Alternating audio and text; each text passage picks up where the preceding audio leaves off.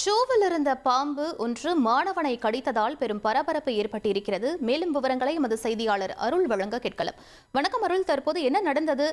மாணவனின் நிலை என்னவாக இருக்கிறது? முழு விவரங்களை பதிவு பண்ணுங்க அருள். வணக்கம். கடலூர் மாவட்டம் திட்டக்குடி அடுத்துள்ள தொழுதூர் வஉசி நகரைச் சேர்ந்த கண்ணன் ராதா தம்பதியினருக்கு கார்த்திக், கௌசிக் என இரு மகன்கள். கண்ணன் வெளிநாட்டில் வேலை பார்த்து வருகிறார். மூத்த மகனான கார்த்திக் திருச்சியில் மருந்தாளராக பணிபுரிந்து வருகிறார். இந்நிலையில் ராதா, கௌசிக் இருவரும் தொழுதூர் வீட்டில் வசித்து வருகின்றனர்.